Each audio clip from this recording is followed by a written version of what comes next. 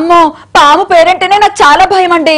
అమ్మో అవును, భయం అంటే గుర్తుకొచ్చింది. మన మహేష్ బాబు 1 నేనొక్కడనే చూసిన వాళ్ళు కూడా ఇలాగే భయపడుతున్నారట. సరదాగా సినిమా చూద్దామని వెళ్తే డబ్బులిచ్చి కష్టమైన క్యాల్కులస్ ఎగ్జామ్ కి వెళ్ళినట్టు అనిపించింది అని అంటున్నారు.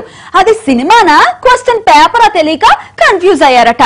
అన్ని అయిపోయాయి, కన్ఫ్యూజన్ టాపిక్ ఒక్కటే మిగిలిందని తీశాడట మన సుకుమార్ బాబు. మరి చూసే ఆడియన్స్ కన్ఫ్యూజ్ కావద్దనే లాజిక్ మర్చిపోయినట్టున్నారు మన లెక్కల మాస్టర్.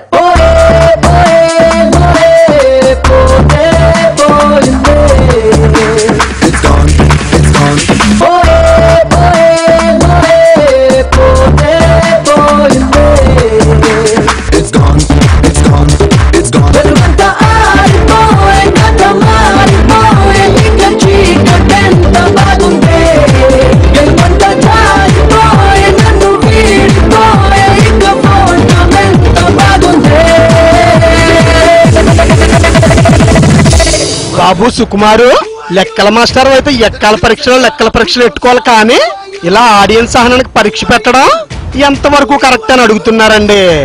1 సైడ్ లవ్ తో హీరోయిన్ వేధిస్తే ఓకే, గాని ఆడియన్స్ ని వేధిస్తే ఎట్టా?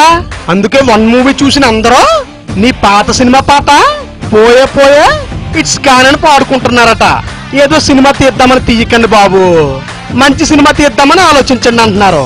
ఎవరికైనా డౌట్లుంటే డాక్టర్ దగ్గరకో టీచర్ దగ్గరకో పోతారు, కానీ డౌట్లుంటే సినిమా తీసే వాష్ బేసిన్ టాలెంట్ తో సంపొద్దు అంటున్నారండి. 1 సినిమా చూసిన వాళ్ళు 1, 2, 3 రన్ జంప్ అని థియేటర్ నుంచి పారిపోతున్నారటండి.